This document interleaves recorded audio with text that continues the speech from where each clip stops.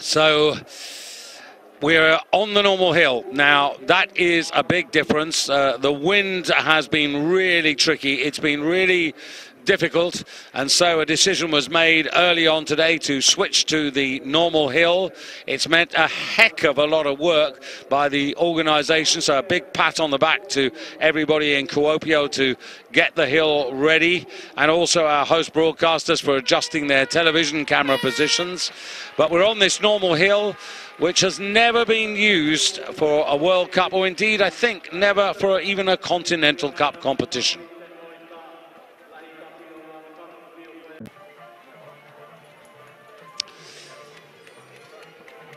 Well, once again, a very good evening and welcome to Kuopio for Viessmann World Cup ski jumping.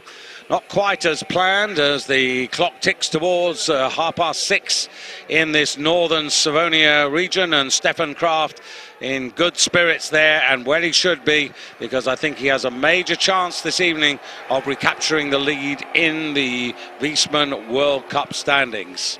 As you can see, it's been another warm day today. Humidity's high, but the wind has been really fickle, gusting up to 6 or 7 meters per second. And that was the reason why earlier today the decision was made to move from the big hill to the normal hill, which has never been used for World Cup or Continental Cup competition. It's an old hill dating back to 1949. Updated in 1997, but it's still very traditional. As you see the judges' details there, this is a hill where the calculation line is at 92 meters, and it's 2 meters per 2 points per meter for every meter beyond the calculation line, and likewise as a deduction for every meter short of that particular mark. The jury are going to have a really testing time, because if you were with us a little earlier, or even if you weren't, let me just reiterate that although we've had training and trial jumps, well, we cancelled really the trial jump, the situation is that all 65 competitors in this starting order, as you see it now, will go in the first round, and then it'll be a cut to 30 for the second round, if that is possible. But I expect this first round to take a little time here with the wind, and so patience will be required from all concerned. The hill itself here, well, we've seen 106 meters, 106.5 meters a little earlier today from Stefan Kraft, who, as I said, along with Stefan Freund, is really a man who can confidently go about his business. But there have been quite a few earlier in the day who've been somewhat hesitant, not least Simeon, who realised that he was going to go so far that he actually put his arms out in a sort of crucifix shape to slow himself down, which was a wise move. So a little bit of the unknown, and the wind unpredictable, and so could be quite interesting here how this competition goes. There are 600 points left in the World Cup. Today's competition, then Trondheim on Thursday, 2 competitions in Oslo, 2 individuals in Planica as well, and that adds up to 600 points. And Preuch leading by 7 ahead of Kraft. Freund 72 back. Fanamel, who does not go in today's competition, he, as I mentioned yesterday, and I'll mention it again, ran into right knee problems. It's to do with the patella. And all I can tell you at the particular moment is that they are hopeful that the ski flying world champion will be fit to go to Planica for the finale of the season. And also, just to reiterate, Camel Stock sideline, not jumping because of flu.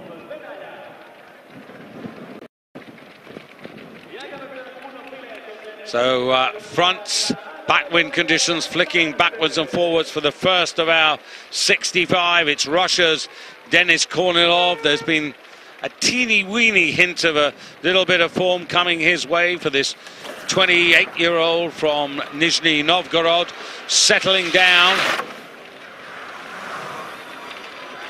over the knoll, and that is into bonus point territory. Straight away there for Denis Kornilov. And so Russia get off to a good start, about a metre and a half further than the calculation line. And gate 13 is the gate we're coming out of at the moment. Not a bad landing, but difference of opinions on the star marks there. You can see there's a cancelled 18 and a cancelled 16 and a half, but he sets a target here of 111.6 points. So Zaparov of Kazakhstan, Denis Vodnev, he's still to get some progress out of his boys. I mean, here's another experienced man, 31 years of age, and you've got to go back to 2007 to find his personal best, an 11th place here in Kuopio on the big hill. But that was extremely short. He never got to grips with the hill. Two-footed on landing, and if there is a second round, he will not be part of it. Yeah, it's coincidence that his two best results in 2007 and 2008 were on the big hill, but I don't know whether he's been intimidated by the conditions, but that was really poor. Big deduction there of 13.5 points because of the strength of the front wind, and Choi now for Korea. You can see the front wind, green light is on, and Hartmann needs to drop his flag because he's only got 10 seconds. Not quite sure what was going on there. Wolfgang seemed to be slightly mesmerized with the computer.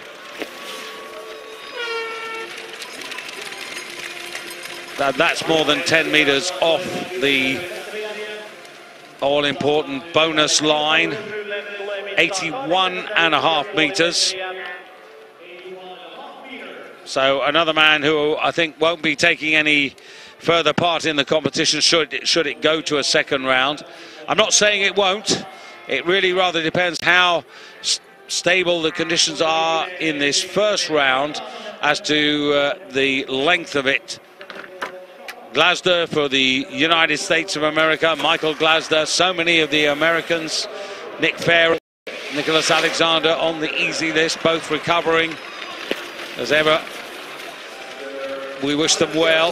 Nick Farrell with the longer, tougher journey. And Michael Glasder from the Norge Ski Club, 25 years of age, and yet to achieve a World Cup point in his career, but the opportunity not in the desired way, but as a result of those accidents and injuries, giving him an opportunity for some experience. So Kornilov well ahead early on here, and Nick Meyer now for France from Courchevel. Regular stop, of course, on the Summer Grand Prix. Colin Gérard, the head coach for the French. Now, was that a little late? I thought it was. And Nick Meyer, deductions rather than bonuses, 76 meters. And in variable conditions here, as we've seen throughout the day, I mean, you could have variations of 15 to 20 meters. And Nick Meyer didn't go to Falun with the French, and has scored a few World Cup points in his time. Not recently, though. You've got to go back to 2012. The wind gusting, as you can see, as it flicks from front to back wind. And now it's possible for him to be released. Just looking at the wind situation at the moment, as he takes off, I would say predominantly an updraft, but Samaseg, I'm afraid, not a good first effort for him, and he's found the conditions too difficult. This is probably the poorest we've seen so far.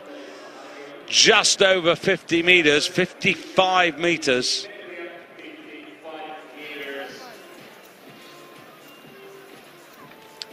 Another of the Americans to come now, Will Rhodes. recently out at the Junior World Championships. 22 centre picture there, Jakob Jander. 14 in the background, Jani Ahonen. Jani used to, well, he probably still does, he used to loathe the big hill here in Kuopio. It was absolutely not one of his favourites, and when he was firing on all cylinders, he used to be pre-qualified and he'd come up here at the last to take his competition round. Crowd being pretty supportive, such as it is.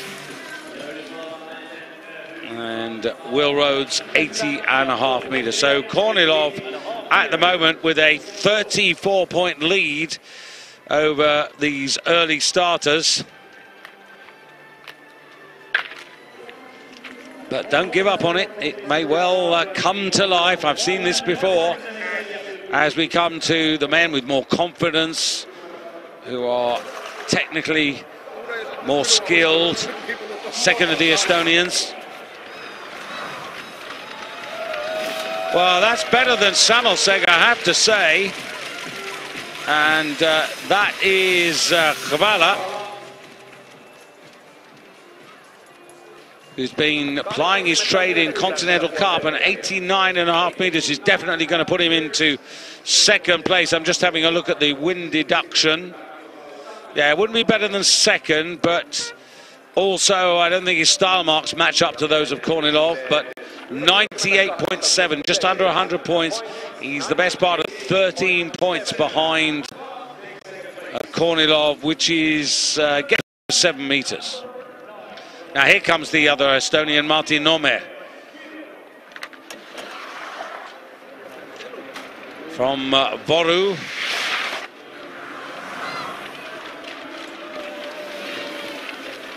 Went to Falun, had an outing on the big hill, outside the top 40 on that particular occasion. He's been to a couple of World Championships. The Estonians, of course, have got the normal size hill at Otepää, but they still have always the possibility to go across the Baltic to Helsinki, which is only the ferry ride, to then go 100 kilometres up to Lahti to train there. Matt Rowley back in competition. Good to see the Canadians involved under the tutorship of Gregor Lindsig. 21 years of age and self-financed.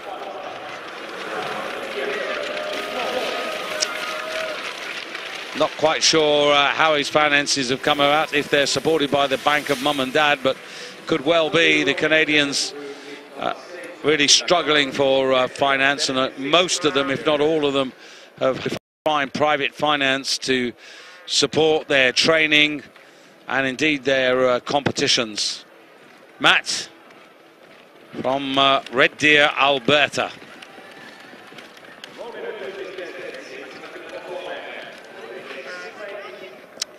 If there is a #1 Korean, this is he. Choiso. Wolfgang Hartmann, there he is again. Just looking down at that wind monitor, you can see the front wind released. And let's see whether he can get a distance that's going to be worthy of a place in a second round. Well, not too bad. Getting into the 80s there for Choisu. I think just into the 86.5, yeah. Star marks will not be stellar, but the wind deduction is small, which is also in his favour. And to be fair, the telemark wasn't that bad. A couple of 17s, yes, 3 of them. So overall, not too bad. Puts him into third place, 14 points or 7 metres behind Kornilov, the current leader, and Muminov now from Kazakhstan. Second of Vodnev's pupils.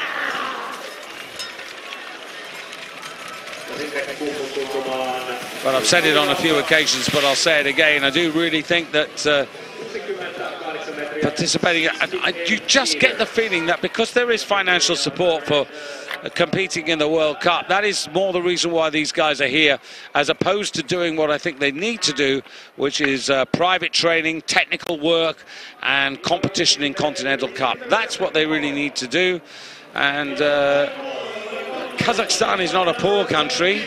I'm not saying that there's money for everything, but I'd be disappointed if they couldn't find a bit more money, particularly since they're bidding for the 2022 Winter Olympics. Now, big cheer for Harry Ollie.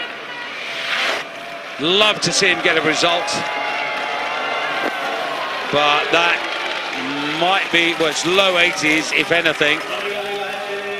Really pleased to see him back. Yanni Klinger, the head coach, they're 87, so it is better than I proposed. Now, that in distance is better than Khvala. The wind deduction is stronger than Khvala, but not by that much. He might squeeze into second place here. Oh, fourth place, in fact, 92.5. And, yeah, of course he would, because Khvala had 89.5 meters. So, Jari Ahonen, what can he make of this?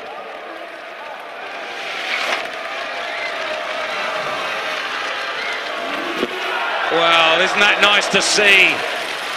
37 years of age, and Yanni today plying his trade in quest of a 37th World Cup success, and the win very much in his favour, but this was technically very good. The transition was good, he was over the skis quickly, and the telemark landing is good. That's worth 18s.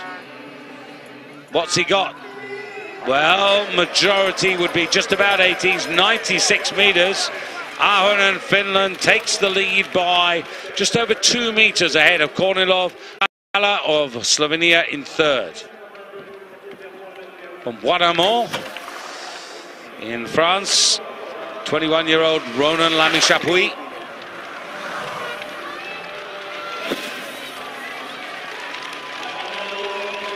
Wind pretty stable at the moment. It's favourable, front wind, and Colin will be happy with that, 89.5 meters.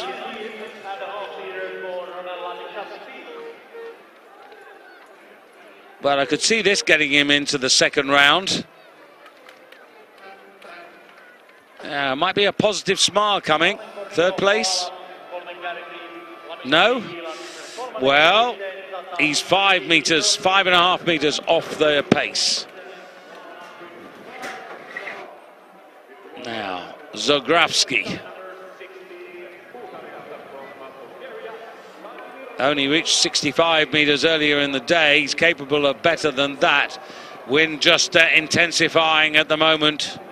Emil, his dad there, just holding him off. He wins 3.5 to 4 meters per second. Really is pretty well a straight updraft, and just softens now.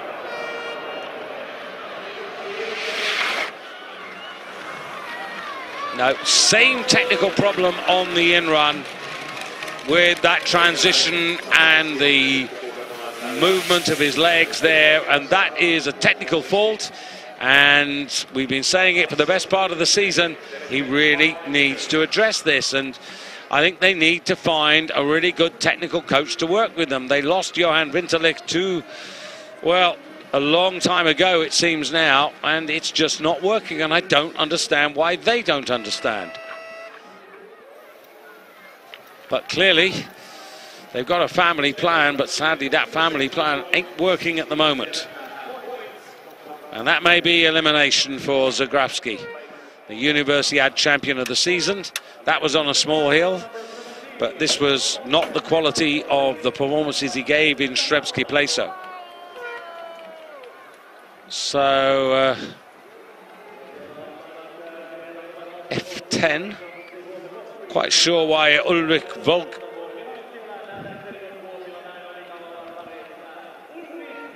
Well, it should be Ulrich Volganant. Quite sure why he's wearing that bib, which is his actual competition number 17. Unless somebody's nicked 17.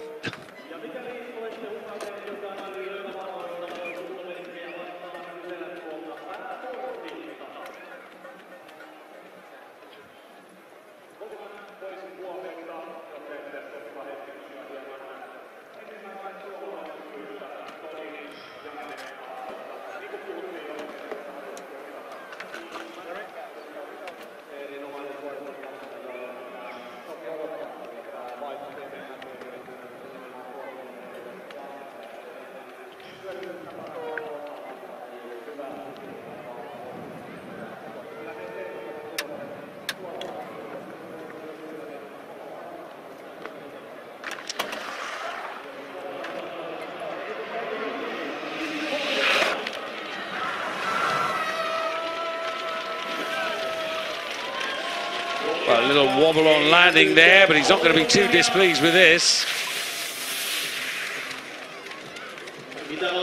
Kutin looks on, 88.5 meters for Volganant.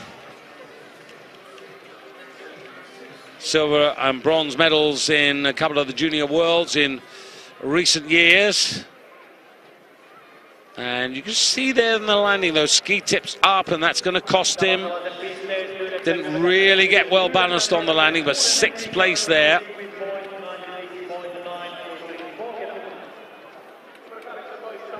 Uli to be followed by Sene Preuch, who was a very decent 17th in Lahti last weekend. That was a personal best, so really a heartwarming effort there, which has given him a World Cup ranking for the season. He's now 64th as a result of that. He went to the Junior Worlds, finished in 12th place. Well, two of the boys looking a little bit chilly there. On the right, Shohei Toshimoto in the blue race suit, whose form has been just improving a little bit. Japanese absolutely delighted to get 3rd place in the team event in Lahti, edging out the Poles, and gave him a fillip. If you were with us yesterday, you'd have heard me say after Falun, the Japanese team, they came across to Finland, to Helsinki, and they didn't rush up to Lahti last weekend. They spent 3 days down in the Finnish capital, camped up on some rest, and also getting a chance to have some sushi, as they said, Finnish sushi, which was not bad at all. They said not quite the same as they get at home, but very welcome nonetheless. Goran Janus looking slightly perplexed. That wind's still pretty forceful. No. Take a pause, probably. Don't want to leave him out there too long. It's just dropped a little bit now, gone to orange, eased off a back. No, red, he's got to go back. So far, not too bad in this first round. So Jani Ahonen of Finland leading. Denis Kornilov of Russia, and Jane leading by 4.3 points. That's just over 2 meters. Ronan Lamy-Chapuis, cousin of Jason, in 3rd place, just under 6 meters off the pace. Then Kavala of Slovenia, who would be getting on close to 9 meters off the pace. Some way to go.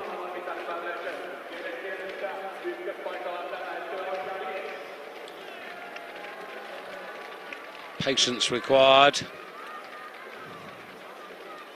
The wind is turbulent, it's constantly moving and changing direction. Predominantly, though, still an updraft, but sometimes really gusting, and he's got no choice there. You can see for yourselves there from the little graph what this wind is doing. Really difficult to control. As ever, safety and fairness paramount in the minds of the jury and Miran Tepes. Come the end of Planitza will be turning to his yachting exploits. He might be going for the Caribbean this year. And nice to see. I thought we were going to have a really poor crowd and a poor turnout, but in fact it's rather better.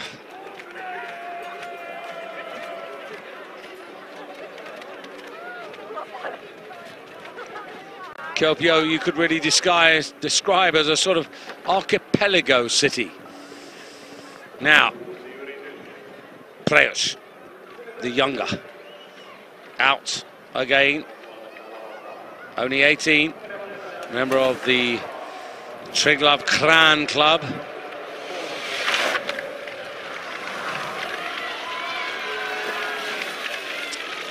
Well, just in the 80s there, didn't quite happen for him. Interesting to see the replay here. 81.5 meters. Will that be on the margins? And again, that's unfortunately not the angle I was hoping for. It was the side on, but we wait to see where that will ultimately put him.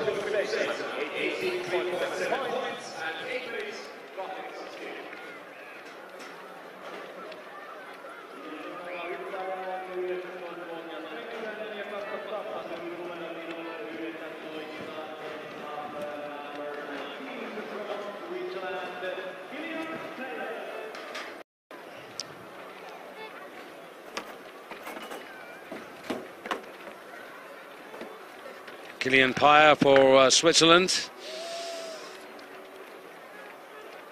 Martin Kunzel hopeful in the coming years that this man will become a player for Switzerland.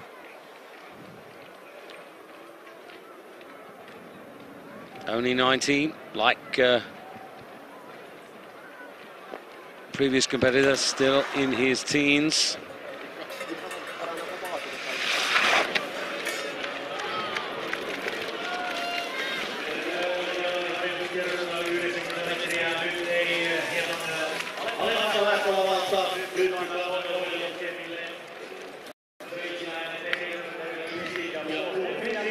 Not tonight, sadly. And way early in opening up, you could see that clearly for yourselves, and as a result of that, all the timing and the speed lost, and 2-foot landing, and, well, disappointment.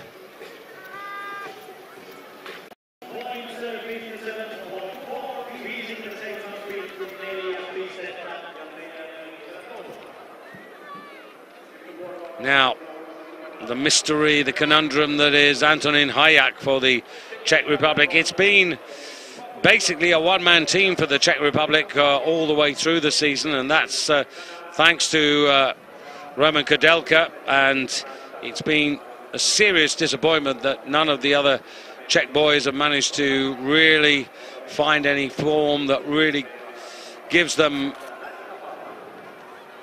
you know, the opportunity to challenge. I mean, I'm talking about Matura, Yanda, this young man as well. Never been on the podium. You've got to go back to Sapporo in 2010 to find his best ever result. That was a fourth place out on the big hill in Sapporo. He also actually over the years has finished fourth at Kulm on the flying hill. And we've always sort of associated him as being an athlete who prefers the flying hills to any other.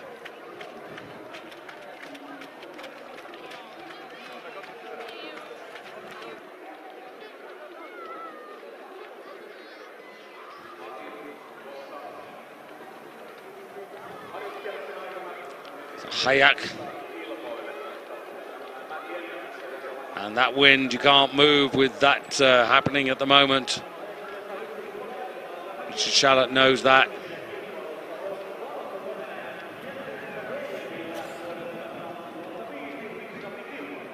Really is, by and large, well, I was just about to say it's a straight updraft, and then suddenly it turns, and even a little backwind suddenly creeping in.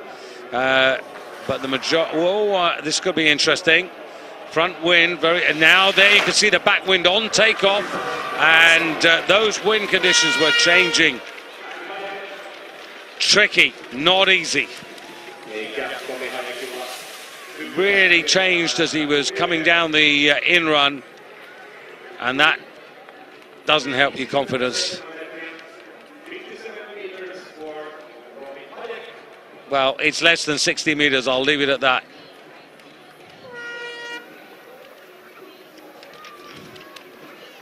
Hatzadinov next up for Russia. From the CSKA club, 23 years of age.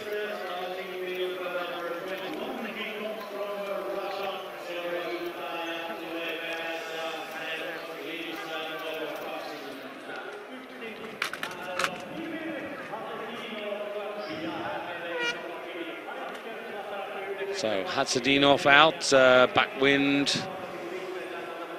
Interestingly, just to reiterate, Ulrich Volganant of Austria, who was wearing that wrong bib, which I couldn't quite fathom out. He's been disqualified for that.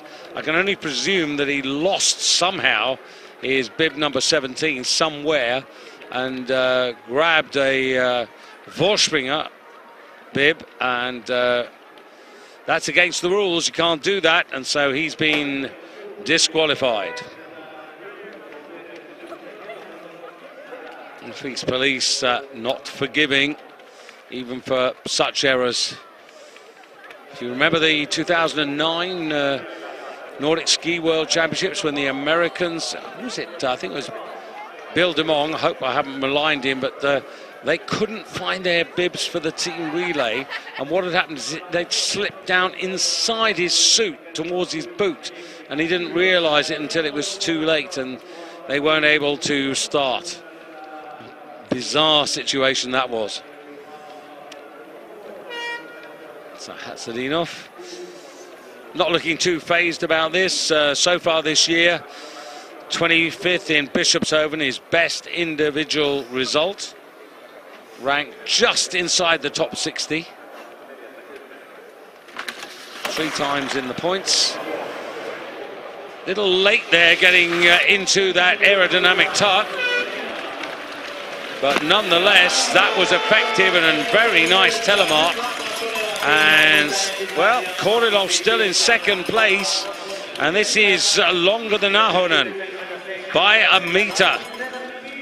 Bigger wind deduction because everything was updraft and in his favour. But you've got to say that Hatzadinov has executed this rather well. That telemark, nothing wrong with that. The back was pretty straight. The spacing was good. The skis were solid. There was no wobble. Now, does he go? Yes, he does. Even with that slightly bigger wind deduction, he goes into the lead ahead of Jani Ahonen by 0.2. So it's Russia, Finland, Russia at the moment. And Lamy Chapuis of France down to 4th place. I mention this now in case we are in a first round competition about who is and who isn't on the podium. Although a lot of talent to come. Not least this man, Jakob Jander, back in 2007, 4th on the big hill in Kuopio. Just a reminder that we're on the small hill. And no Kamil Stoch today, sidelined with flu. And no Anders Fanemel, sidelined with a patella problem, which they're working on in Norway.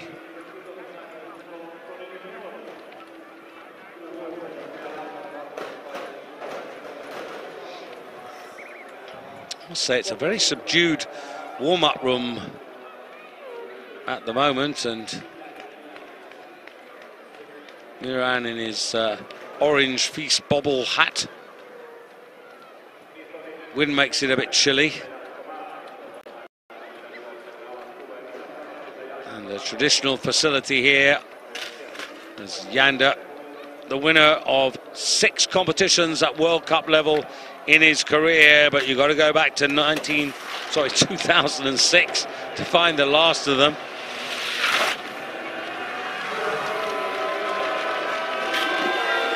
Well, that was an interesting flight, wasn't it? Skis, a lot of movement throughout the flight phase, but Richard Charlotte, well, he'll take it, 96.5, and actually he managed it pretty well. Now the timing was good there, holding it together and holding the telemark together, and this might well get some 18s coming Jander's way. And where's that going to put him, I wonder? Big deduction for wind. Third place there. Almost, you can see, 4.5 meters coming off in terms of distance. And Atsadino, Ahonen, Yanda, Kornilov, 2 Russians in the first 4. Now, so far so good for the Russians, and this is Maximoshkin. His best results this season, just inside the top 20 before Christmas at Engelberg. Last year, 5th in Zakopane on the big hill. So the Russians hoping that Maximoshkin can also find form. The updraft is there to be used, extension, but not quite. The trajectory was wrong there. Didn't get that right coming over the knoll, and it's not bad, 88. That's 4 meters short of the calculation line. So remember, for every one of those meters he loses 2 points, so 8 points he loses. Take that off the 60, that's 52 for jumping distance. And then style probably 17s. But 88 meters, I could see that qualifying if we go to the second round.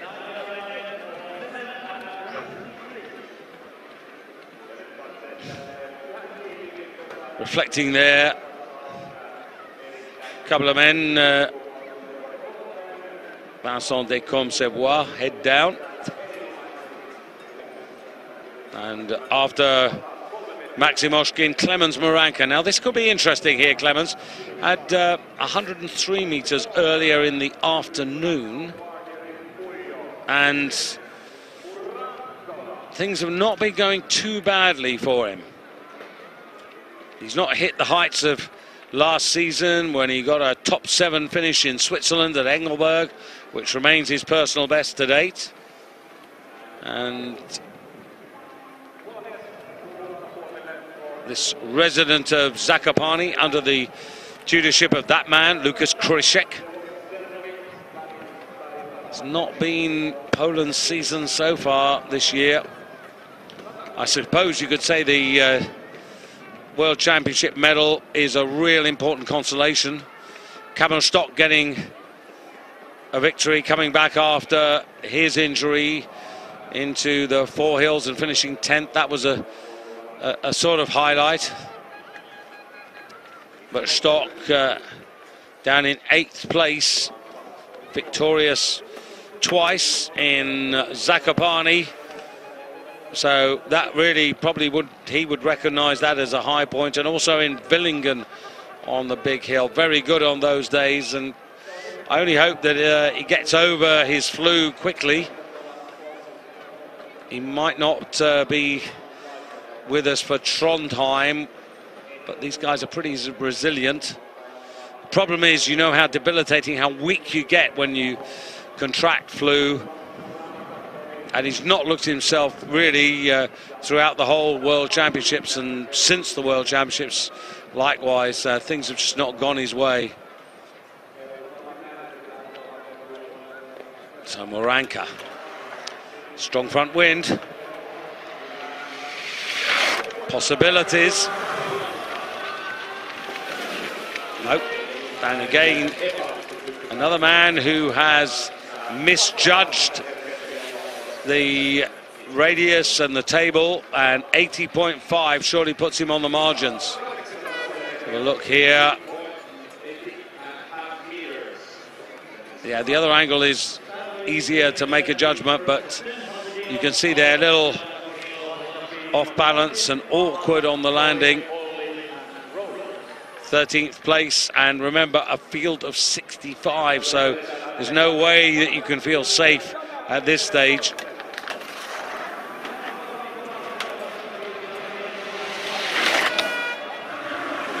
Ooh.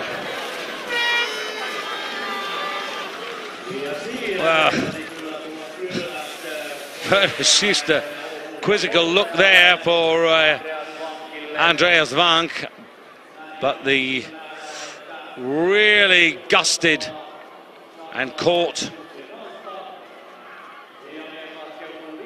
Not much you can do about that, to be honest.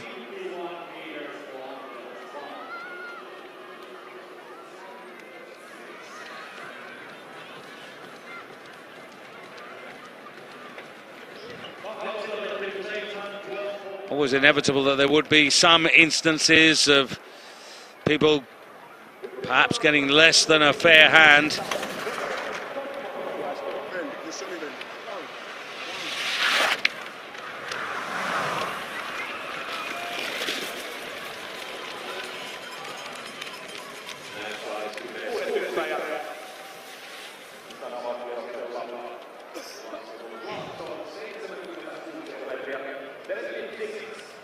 Toshimoto late, and well, whether there is or whether there isn't a second round, he's not going to take any further part, sadly.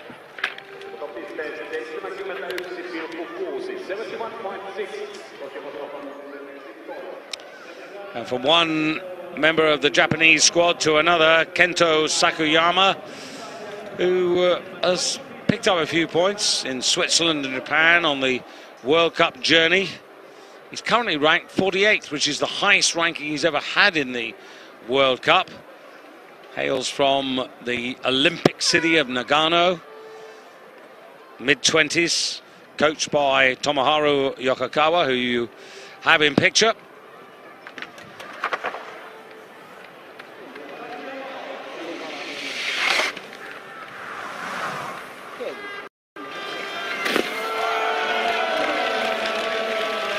Nice to see a little smile on the coach's face as well. Not a huge front win, but it was well engineered, this. Now, cross tails, some judges don't like it, but I still think this is worth 17s. That support leg canted in. Well, it's actually an 18 coming up for one of the judges here, and that's Pavel Vasiliev from Kazakhstan, but he'll lose that, but it's 17s on average, maybe 17 and a half, and he's taking the lead. Taking the lead from Hatzadinov, who was a metre further down the hill, but he's only taken it by 0.2, but who cares? I mean, that's a confidence boost there for Kento. Now Jan Ziobro. Now Ziobro has been fragile. We've seen him be, well, I hate saying the weakest link in the team, but you have to say that is unfortunately where he ended up, and therefore you can't be feeling too confident. But hopefully he might make me eat my words, perhaps. Well, it wasn't elegant. He was two-footed on landing. He's going to lose a whole load of points. Could be down to 15s here for Style. And I can see a 14 and a half coming up. So he's got the distance, but it's compromised.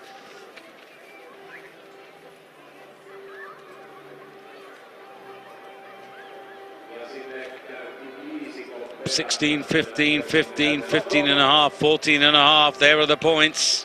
Well, he gets away with it.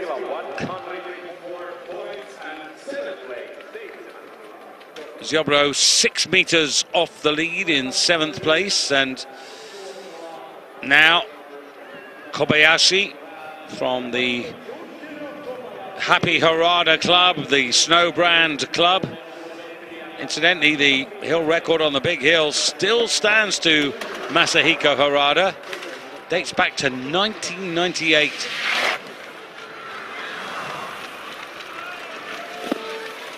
And Kobayashi making his presence sufficiently felt to probably qualifying, but no one at the moment qualified through. 90 and a half, a metre and a half short of the calculation line. So he loses 3 points for that.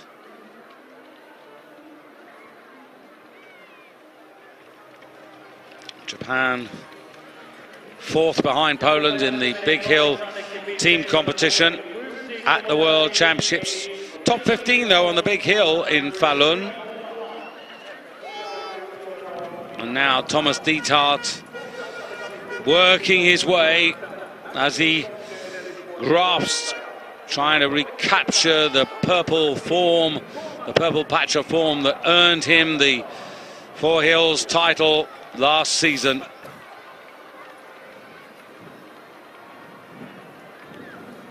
But yet to finish in the top 15 in any competition this season. What a difference. Ranked 8th at the end of the 2014 campaign, currently 45th in the Wiesmann rankings. Keen cyclist as well, as you see another pensive athlete there, Nets Desmond, who's in the dark suit for Slovenia, wearing 41, and now out again, Thomas Diethardt. Member of the Hinsenbach Oberösterreich club.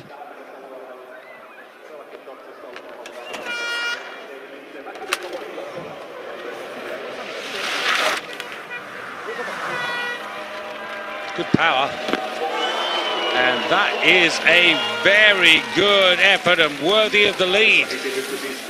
It really is. Star was excellent, the best we've seen. Distance right up there with the likes of Hatzadinov. Deduction, well, about 1.5 meters, but Diethardt has got the best set of star marks we've seen so far. 18s across the board.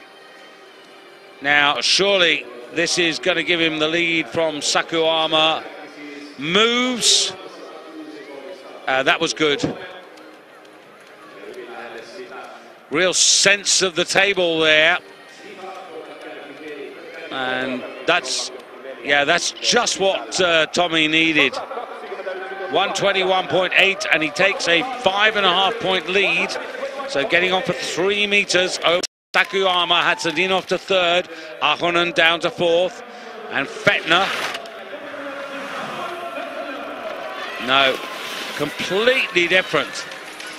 Almost looked a little rushed, but in fact, the timing, the power, nothing was there compared to Diethardt. And Manu, who's been struggling to put 2 good efforts together, I'm afraid, I don't think at the end of the day this is going to be good enough to put him into a second round. Unevenness through the skis, instability on the landing, mal-timing off the table, 16th place, and a big win deduction to boot there. Germany next, Andy Wellinger. Well, Junior World silver medalist twice individually and with the team. Started off the season early with a very good 3rd place in Klingenthal, but then got injured and of course was sidelined right up to the Junior World Championships just before the senior ones. And Wellinger, that's a lot more like it. Olympic team gold medalist, still only 19 years of age, this member of the Ruhpolding Ski Club in southern Bavaria. And 96 here now. This is not as good as Diethardt, I have to say. But what he has got is some backwind compensation. So there's a bit of a points turnaround, which is worth a couple of meters. So Wellinger could be higher than you might imagine. At first glance, backwind in green. Yep, there you are, 123.7. He is just under a meter ahead of Thomas Diethardt. Sakuyama to third, and Hatzadinov drops to fourth. Ahonen to fifth, and Yander in sixth, and Kornilov, who got us underway, in 7th place at the moment, and the top 7 separated by 6 meters. Bit cramped up there, isn't it? It's not a really, it's a sort of, well, it's air conditioned by the open air itself, and that's why the boys are looking a little bit chilly there. Jan Matura, well, can he get a favoured pull here? Some assistance, the strong back front wind there, suddenly just zooming up in intensity. And you can see the demand at this moment in time, 104 meters to get into the lead. Richard Shallot's surely going to knock him back and tell him to take a pause. There you go.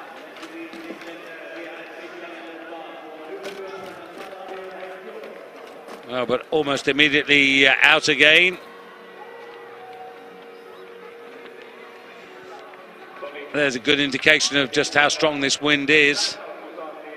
Everybody wrapped up warm. It hasn't been that cold a day.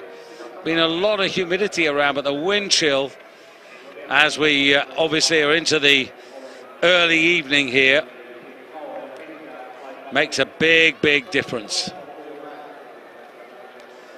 The slightly alfresco warm-up area. And the current leaderboard sees Germany ahead.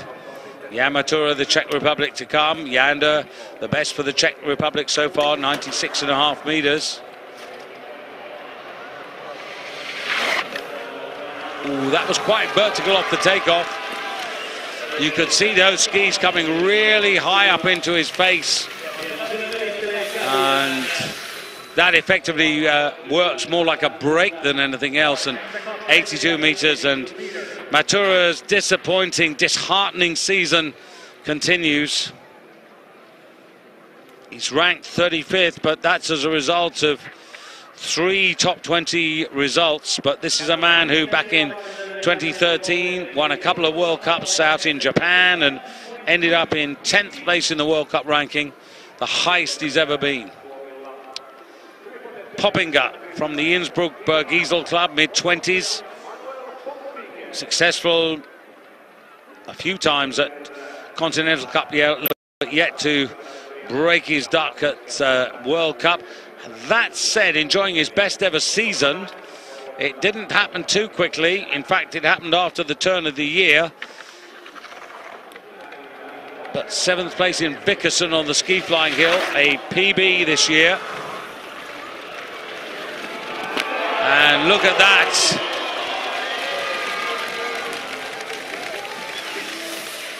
Well, don't worry about the star marks, just enjoy the distance. Yeah.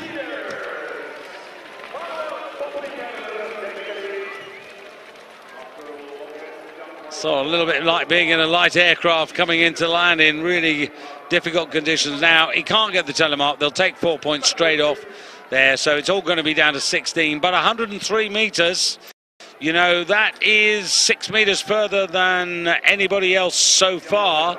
So that counts in his favor. That gives him a 12-point bonus, but he loses 6 of those because he doesn't get a telemark. So 3rd place.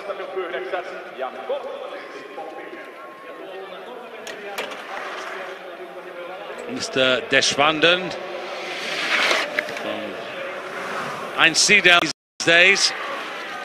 And he's got the distance as well, gate 13. I think the jury might be having a think in a moment here, but Martin Kunzel, 105 meters.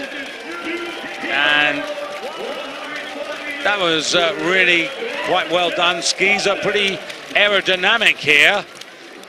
And Gregor has managed the flight phase very well. Gets in. Oh, would that be a telemark landing? Sort of. I can see 16 to 17 the range. Fair enough. But almost 6 meters coming off because of the strong wind. But he still gets into 1st place, but only by a point ahead of Andy Wellinger. So the man who jumped 105 meters, a point ahead of the man who reached 96 meters. And there goes the gate down from 13 to 12. So less in run. That means there's a bit of gate compensation, points in the jumper's favor to set against the deductions for the favorable front wind. Now, that was very different, that type of approach there from Vincent Descombe-Savoie, but still, it worked.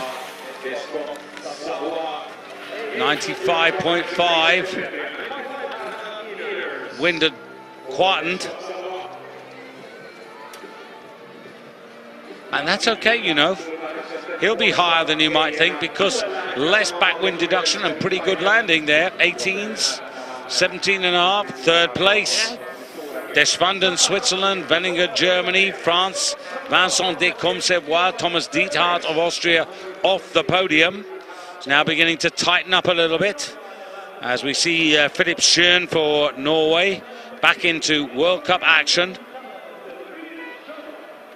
Lifetime best this season in Sapporo. 3 top 15 finishes for Philip. Remember, he got battered and bruised earlier on in the season as well, but only 19 years of age.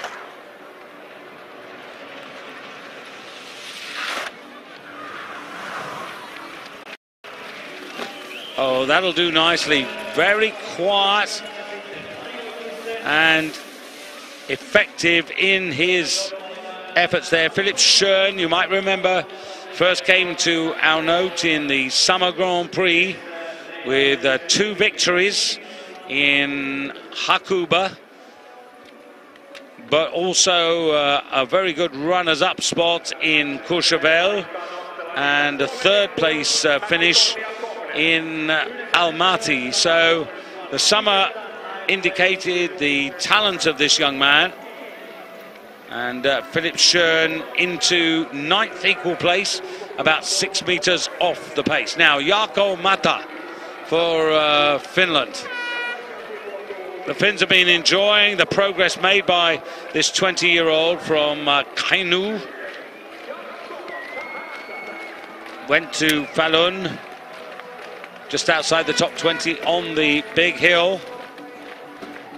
Best of the Finns still Jani Ahonen in 8th place, some 4.5 meters off the lead, still standing up pretty well, his performance. And Jarkko, 8th in Lahti, a lifetime best last Sunday, so a good start to his Nordic tour. Now, can he continue that good work here in Kuopio? Lahti, Kuopio, the 2 big centres of Finnish ski jumping. But certainly a lot of people in the Finnish Ski Association, particularly the Finnish ski jumping division, looking to this man.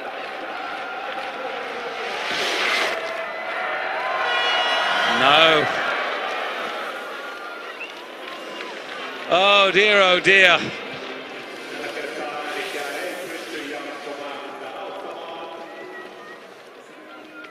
Well, no points today, I'm afraid. Well, I'll leave it the fact that it's less than 60 meters. It happens. There's that combination of wind and gate deduction. The gate deduction virtually wiping out the wind deduction. So gate deduction 3.8, wind deduction was 4.7. So you could see it was pretty well zero. Now, who knows what will happen with Vasiliev. He was looking very spring-heeled, I had to say, in the waxing cabbing area a little earlier on. Oh no, oof. A rocky ride there, front wind, and he nearly got hold of that.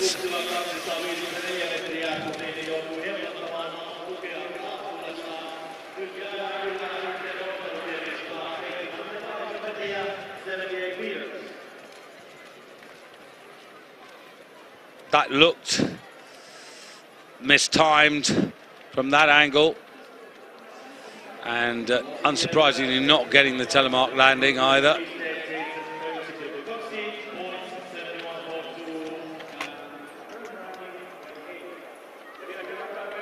Lauri Asikainen.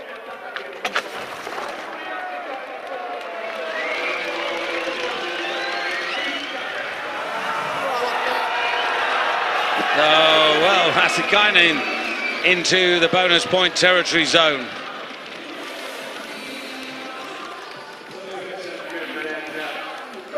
.92 meters, exactly on the calculation line. Well, it's quite gripping, this. Interesting.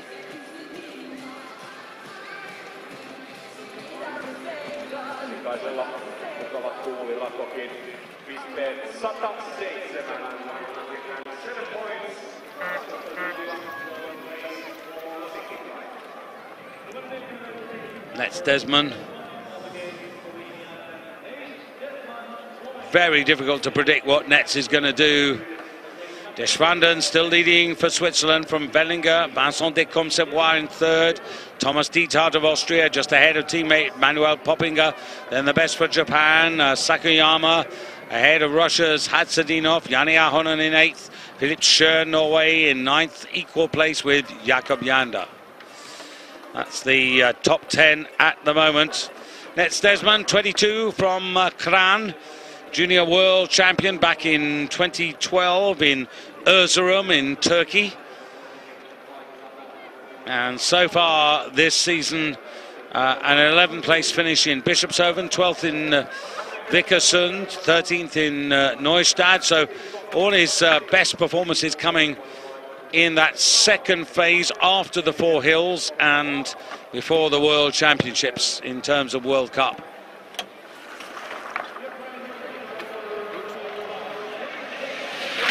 Front wind strengthening.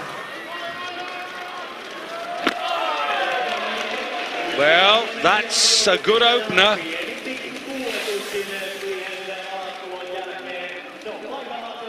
Now, this is good distance. It's also not bad style from Nets. And upper body over those skis. This should... Well, he shouldn't be worse than 17.5. I wouldn't have thought so. And got to be in the top 10, obviously. But could he be higher than that? Could he be on the podium? Yes, he could.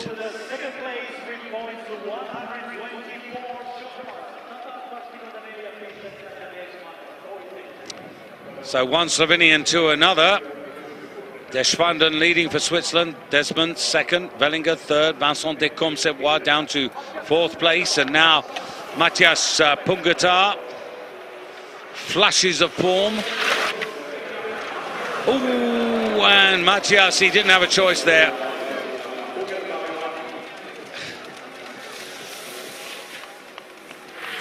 Coaches walk away and breathe a sigh of relief. Inevitably, there will be one or two on this evening who will feel that they've not had the fairest crack.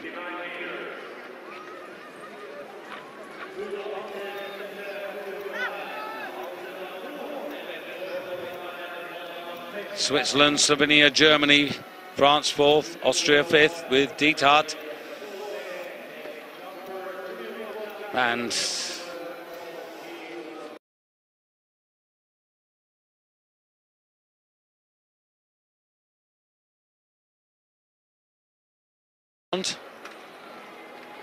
Alexander Stuckel, Johan Andre Forfang on the podium in Vikersund, the junior world champion of the season. And that's not too bad. It's over 92 meters. And yep, little nod of approval from the boss, but only by half a meter, but nonetheless.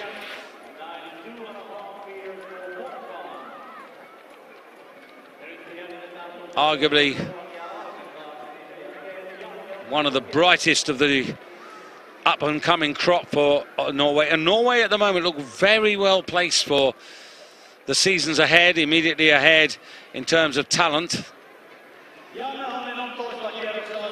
Into 12th place.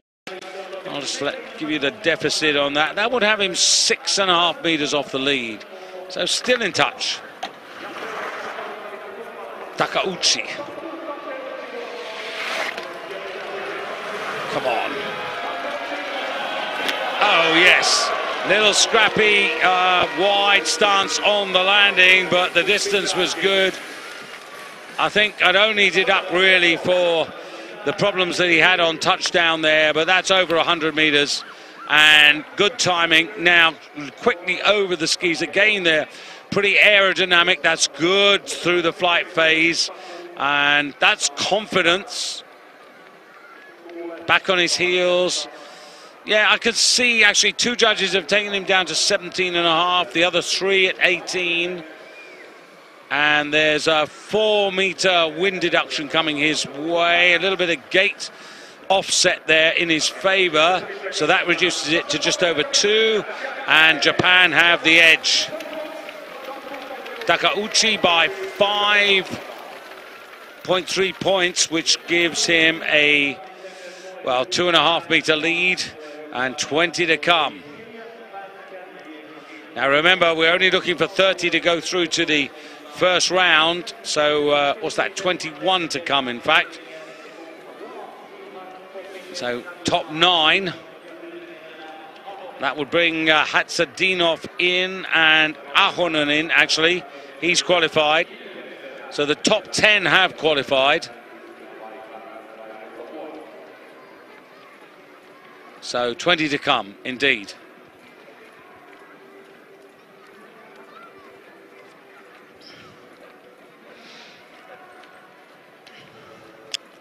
So the one man waiting in the wings, as you see, Takauchi's leading effort is Philipp Schön.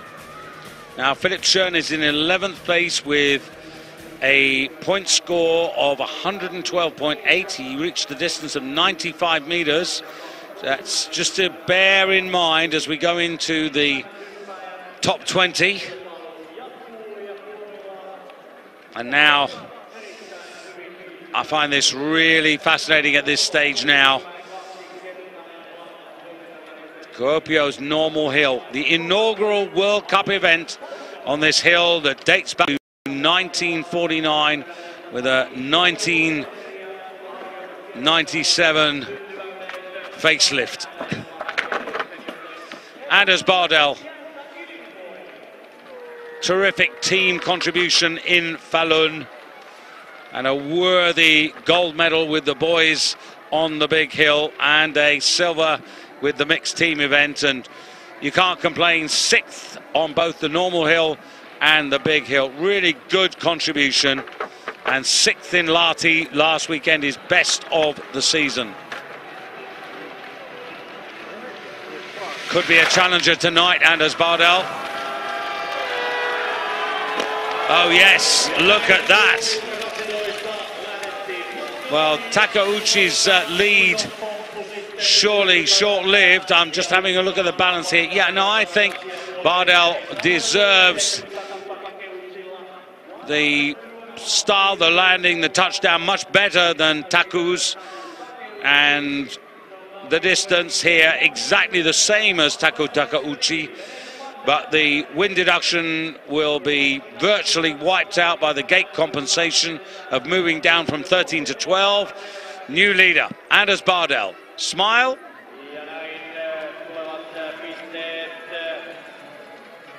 Yeah, that'll do. Could be a winner, you know, before this season's out. That broken left wrist, a real untimely setback for him in the build-up to the World Championships. Was that a little tension from Yuri Tepes? He's got backwind, which he doesn't like. Oh, this is not good for Yuri at the moment. Anders Bardell from Takauchi. Grio Deshwanden in 3rd place. Desmond off the podium. Vellinger down to 5th. De Concevoir to 6th. Dietart to 7th. Poppinger 8th. Sakuyama in 9th place. Hatzadinov of Russia the best. As we take a little pause.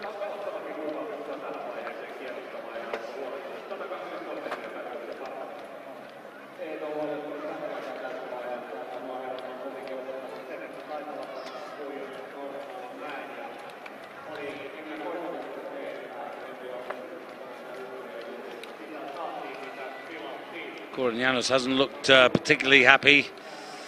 He's got Desmond in 4th place. He's got Preuch Senior to come. Tepes, just one podium this season, ranked 20th in the Wiesmann World Cup table. Things in his favour, but not in his mind there. And Tepes, well, 88 metres. That's surely going to let Philip Schøn of Norway into a qualifying position.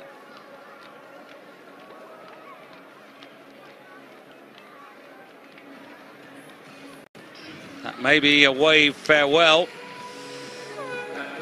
And 20th place, but only 30 required for the second round, and enough candidates still to come. Philip Schøn qualifies, so does Jakob Jander now. 1 or 2 falling by the wayside, letting some of the earlier starters in. Forfang in the wings. The next man to qualify, if anybody falls short of 92.5 metres and 112 points.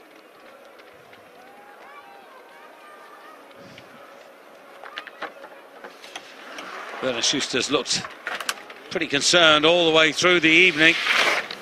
Neumar, ooh! Well, he might with that, and Neumar.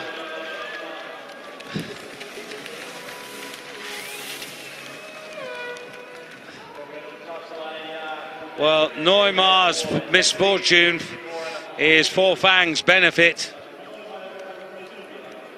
Arms out there to try and break and control. And Neumar having a little torrid end to the season. He had those good results at Vikersund on the ski flying hill, and also the big hill at Bischofshofen, but other than that, it's been a bit tricky. And next up will be Marinus Kraus. Now, he went over 100 metres earlier in the day, so it often happens. One countryman has that sort of experience, and the next one just going very quickly to the monitor to have a look at what's going on.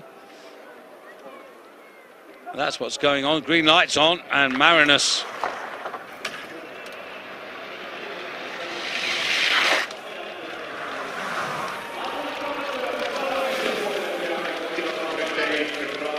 well, to be fair, he has been a bit off the ball. Hails from Rosenheim, southern part of Bavaria, and 80.5, and that's not going to qualify either. So Forfang is going to get a place. I'm assuming we're going to go for a second round. We may not. That's up to the jury, but Marinus Kraus, 26th place, too many to come. Mathematically, he's still alive, but not by much, and Forfang gets the qualifying place, and now Kornilov, 93.5 metres, so just under 112 points. The next man who fails to get up to the calculation line is going to open the door for the return of Kornilov into the top 30. So Jewa, 17th in the World Cup table at the moment, this 28-year-old from Wisla.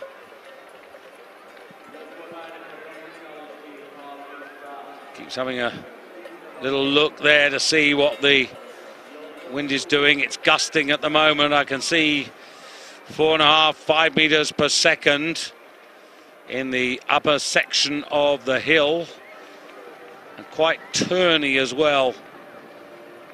Ooh, 6 metres, 6.5. This is too strong. Back.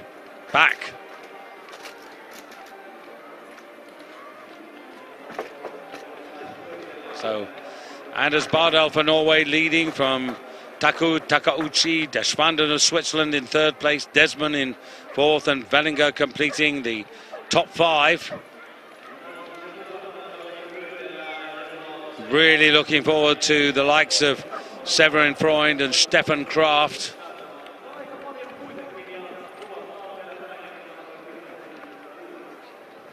As I said, this was always going to be a lengthy first round, not least because of the number of competitors, but also because of the conditions. But I have to say, we've had a few moments, but by and large, Miran and the jury have managed this pretty well in really tricky conditions.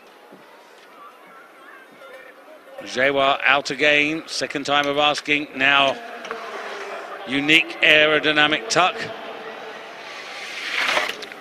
That looked pretty good. That really looked pretty good, and he's got distance. Getting up towards the hillsides there of 100 meters, so decent 90s. 96.5 meters for distance. So he is through. And Kornilov must wait to see whether somebody else will open the door for him. Now, he'll get points in his favor here because the gate compensation is greater than the front wind deduction. So he gets 1.4, so that's more than half a meter, which helps him. And up into 5th place, exactly 6 meters behind the current leader, Bardal. So now Norway versus Norway, and Anders Jakobsen. Jakobsen, who's also made a stellar contribution to the Norwegian cause this season. New Year's Day winner, we almost forget that on Garmisch-Partenkirchen, 1st of January, and, well, Bardal now followed by Jakobsen. Technically lovely, should be around the 19s. Distance is very good. Now, deduction here. Well, he's also going to gain the best part of a meter because of the conditions. Star marks every bit as good as Bardal, absolutely, Anders Jakobsen. Another member of the gold medal winning Norwegian team at the World Championships, Anders Jakobsen. On the podium.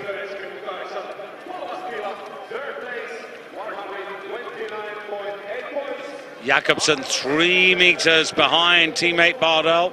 It's Norway, Japan, Norway at the moment. So appropriately, Daiki Ito to take on the challenge. And now Daiki on the big hill here in Kuopio. He was actually runner-up here in 2013.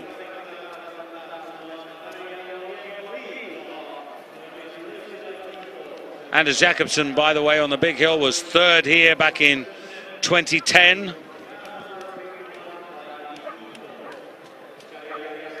So just having to wait and pause a moment here, but there's still a twist or a turn or two in what we have ahead of us here.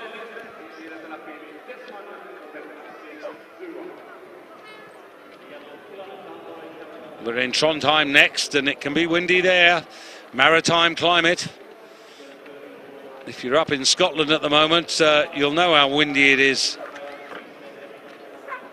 Some of that might translate to Trondheim. Hopefully not in a disruptive way. Front wind, and this should be possible. Yes, go now, says Miran Tepes.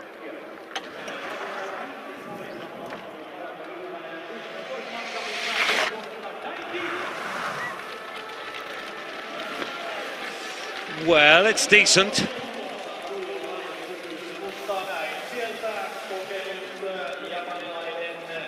So again, the compensation is ultimately, when we balance it out, going to be in his favor. Half a meter beyond the calculation line.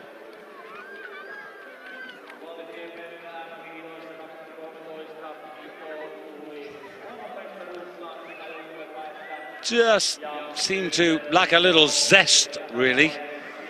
And 14th place, again, that's in terms of distance there, that's all of 21 points off the lead, and that's a thumping big 10 meters. That's a bit too much if you want to win in the second round, but let's wait and see. Now, Marcus Eisenbichler, the flyer.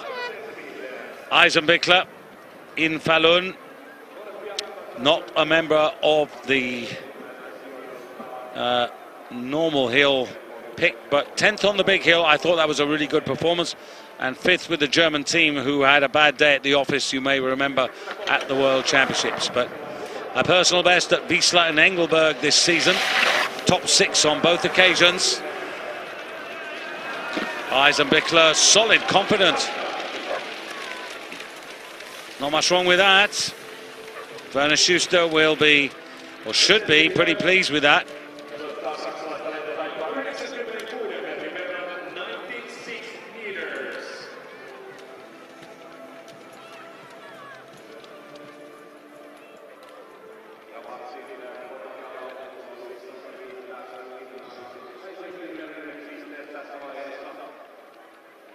So Eisenbichler, top 10. That puts him just over 7 meters off the lead. Anders Bardell, Norway. Taku Takauchi, Japan, second. Jakobsen, third. Deschwanden, fourth. And Desmond in fifth. The best for Poland, Jewa. Of course, Stoch is absent through illness. Wellinger for Germany.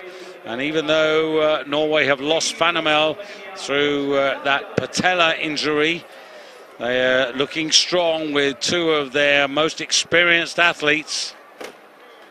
And they've still got Rune Velter to come.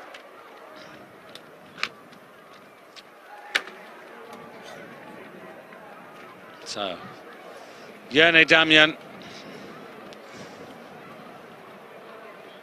Well, on recent form, if you were a betting man, you would not be putting a shilling on this man to reach the podium today.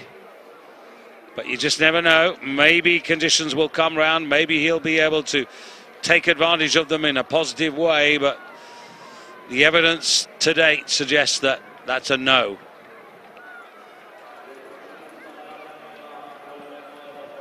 See that updraft there. Suddenly backwind. So Jerne asked to return, and the wind going a little bit all over the place at the moment. Some pretty strong backwind has suddenly appeared, and as I say that, it reverts to front.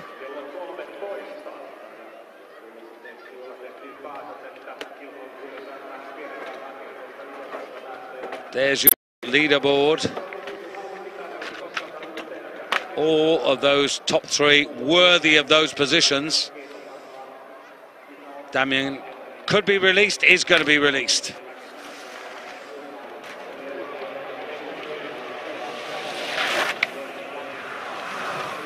Not for me. It's, on reflection, I suppose you'd have to say it's okay, but he's not in the sort of form where you think that he's really going to set the world alight. I think that was a little bit late, but 94 meters, that's 2 meters beyond the calculation line. I suppose you have to give it to him, the fact that he's got those bonus points. Again, the telemark, you can see somewhat squashed, and 20th place, and a deficit of 26 points plus, so over 13 meters behind the leaders. Now Freitag, a winner this season in Innsbruck and Engelberg, currently 12th outside the pre-qualified top 10. Again, now there was a really good example of where, coming off the table, you could see that those skis and were angled upwards. It wasn't optimal by any means. 87.5 meters. Damian, who's waiting to qualify, only, well, he got 94, so Damian is going to profit out of this Freitag error. Damian will qualify. Freitag, 25th place, more than 10 to come. Assikainen is the next man waiting in the wings, exactly 92 meters from Assikainen, and 107 points, so that's the threshold. And Simon Aman now.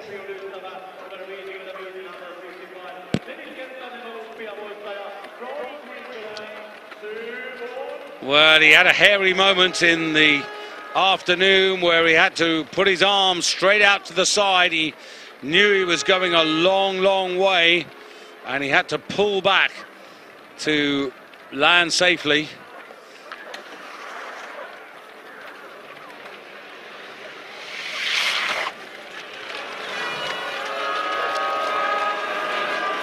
Ooh, he didn't pull back then, did he?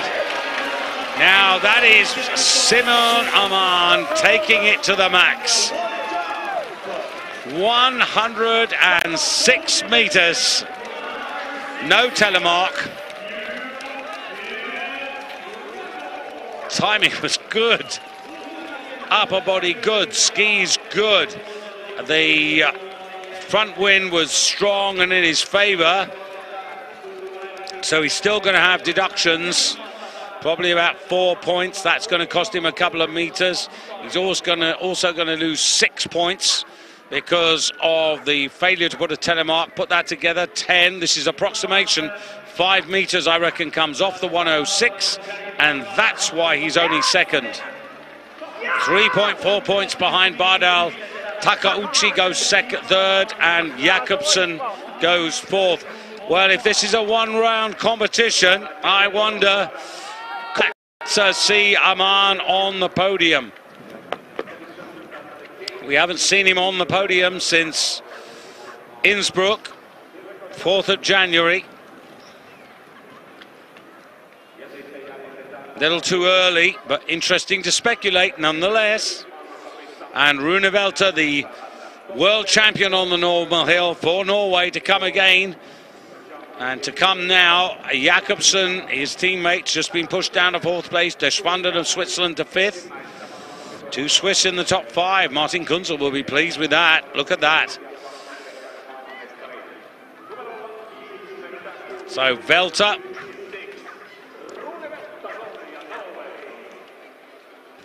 No Stoch. Schlierenzauer, who's picking up form. Kasai, Heibeck, Kudelka, no Fanimel, Freund, Kraft and Preuch.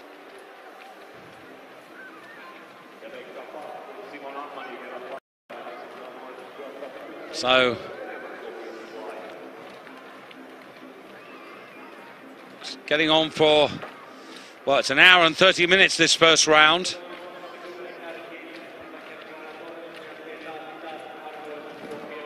The organisers in Kuopio will be relieved. I have to say, you don't know how relieved it is. These are very expensive competitions. As you see a smiling Simi, you know, that is so important to see Simi with that smile on his face and that confidence, knowing that he can go that distance, give of everything, risk, and come out the other side, given what he's been through this season. So, revert to the world champion. Stochel, determined.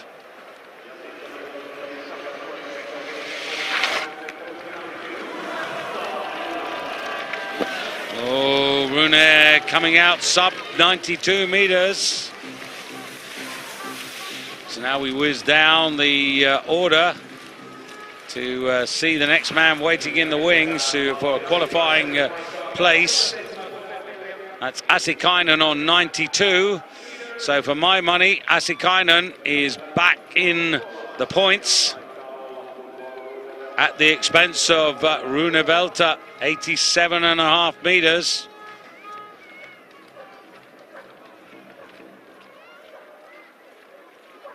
Seven to come, he's right on the margins.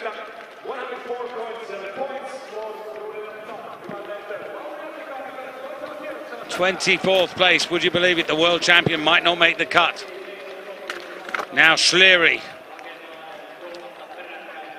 Gregor Schlierenzauer.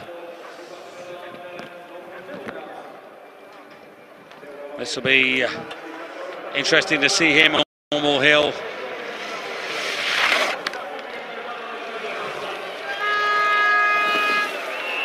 Well, he's coming shorter than expected. So Jason Lamy-Chapuis was 89.5. This is 89. Jason Lamy-Chapuis, having a look at this. Gate compensation, though, is up because we went down to gate 11. And that has made the change. That may be a misfortune there for Schlery, that we were reduced to gate 11. In-run speed of 84.3 kilometers. 22nd place. So Schlierenzauer has got a queue by his name. Ronan Lamy-Chapuis waiting in the wings, and Noriaki Kasai a big hill winner here in Kuopio as far back as 1993, I think it was. Need to refresh my memory on that, maybe. I remember him being 5th here in 2000.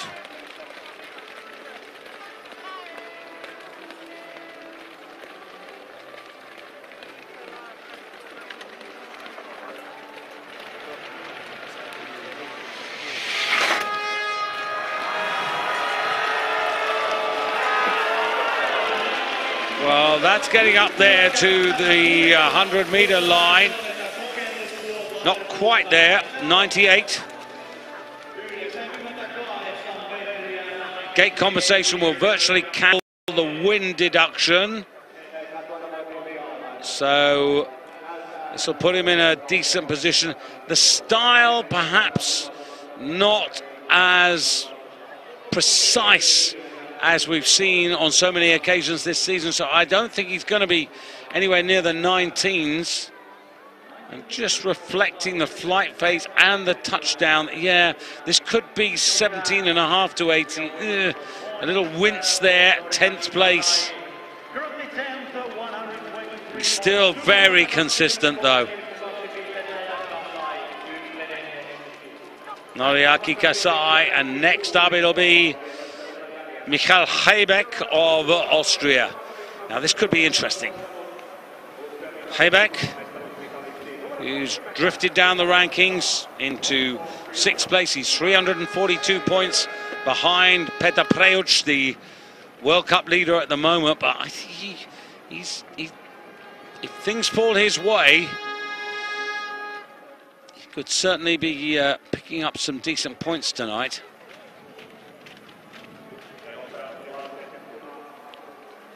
Heibeck and Kudelka, Freund, Kraft and Preuch to come. And too much red tells its own story. Anders Bardell in 1st place. Aman for Switzerland 2nd. Takauchi for Japan 3rd. Jakobsen off the podium in 4th. Deschwanden giving Switzerland 2 in the top 5. Nets Desmond the best for Slovenia. Piotr Zewa in 7th place, the best for Poland. And Andy Vellinger at the moment the best for Germany. And Vincent de Comsevois in 9th place for France, the best for his nation. Kasai giving Japan 2 in the top 10. The top 10 separated by a little over 6 meters.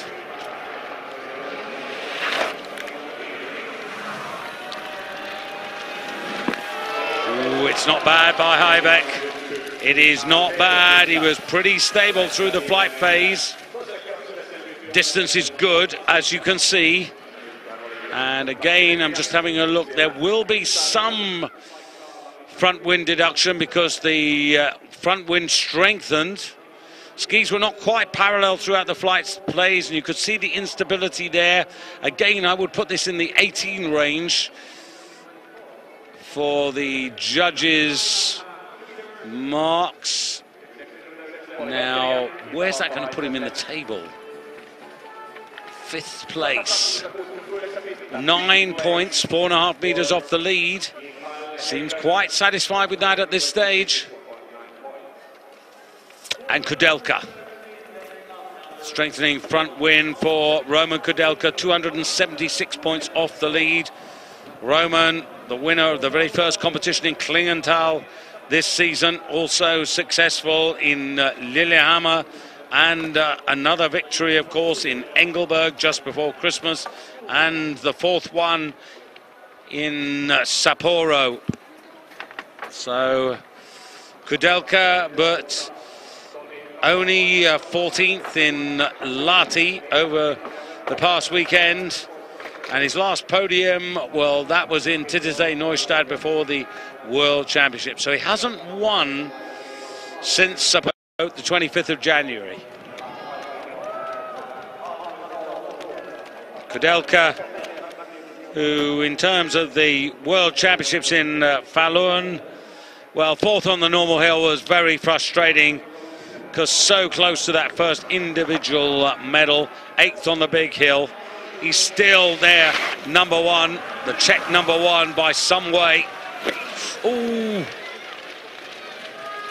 And that's when you suddenly lose that pressure underneath the skis. And that's 86 meters. I'm just looking down to Ronan Lamy-Chapuis, 89.5. This could let Ronan Lamy-Chapuis of France in.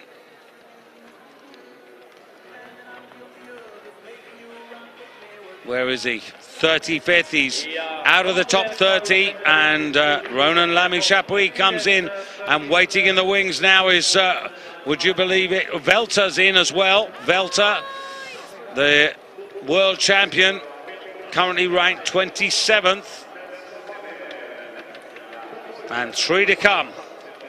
Freund, Kraft, Preutz, the most important 3 in terms of the points. Who would you put your money on? Well, at the moment, I have to say, despite the fact that Freund in 3rd place is the world champion, I was mighty impressed with Stefan Kraft's victory in Lahti, and in particular, the 2nd jump. So Freund, a silver medal at the World Championships on this size of hill. Gold on the big hill. Gold with the German team in the mixed team event, with teammates like Caroline Vogt, who's, for me, being one of the most impressive of the women's ski jumpers this season, adding that world individual title to her Olympic title and then picking up a gold in the team event. Although Irashko, Scholz and Takanashi have been dueling at the top of the World Cup rankings for women, Carina Vogt catches the eye, I think, in athletic performances at the major moments. Oh, and Freund, he just makes it look so easy. 103.5 meters, so that's further than Bardal, and it's going to be with a few 19s, I wager. Gate compensation will virtually cancel out wind deduction, and this surely is going to give Freund the lead.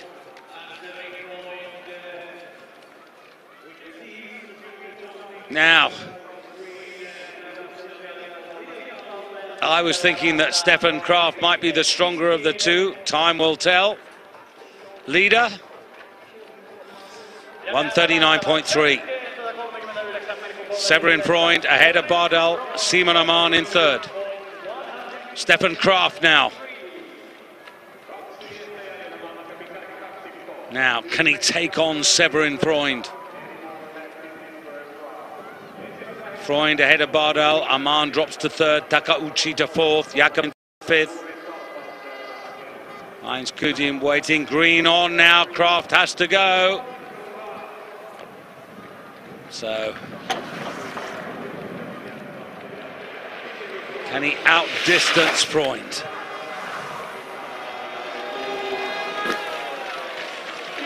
Answer is no.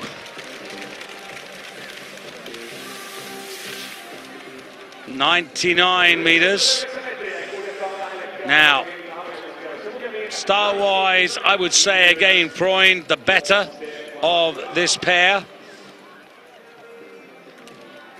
He'll get a little bit of compensation because the wind had quietened down, and the gate compensation will cancel out the wind deduction completely and some. So that will push him closer to 100, but he can't lead. 3rd place, and Amann is off the podium. So just one man to come, and it's the World Cup leader, Petr Preutz.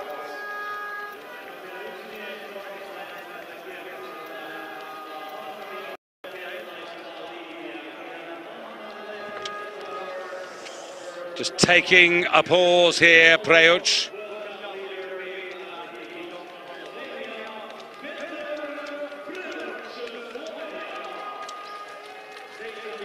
An hour and 45 minutes for this first round.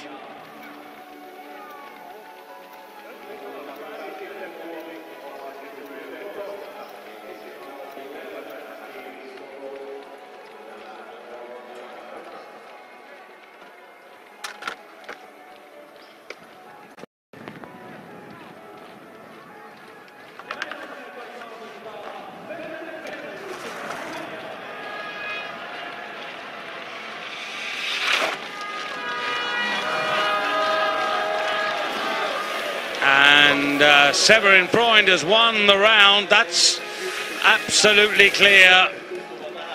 And Preuch able to deal with the situation. And as a result of that, it's very much the moment for Severin Freund.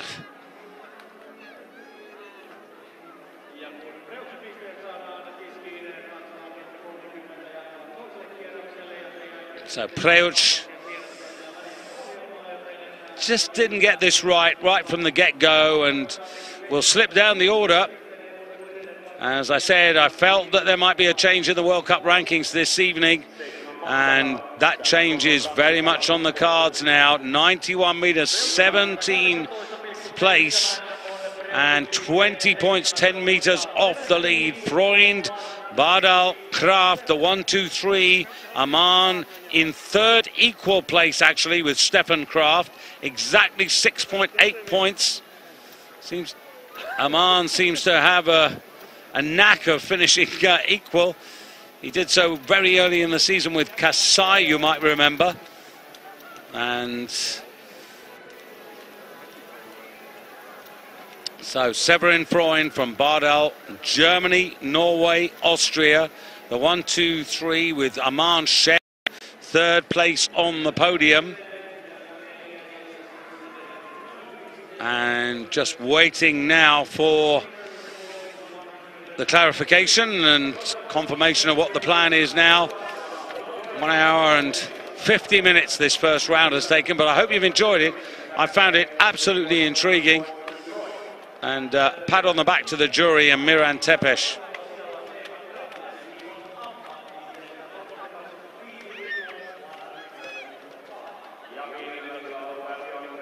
So,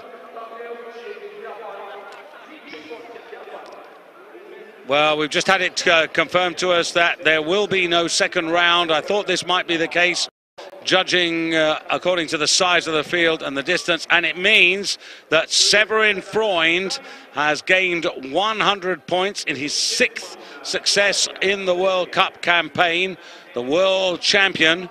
And so just looking at this and the points table, it's going to change. Stefan Kraft goes to the lead, 1368 points ahead of Severin Freund, 1343, and Petar Preuch of Slovenia in third place now, 1329.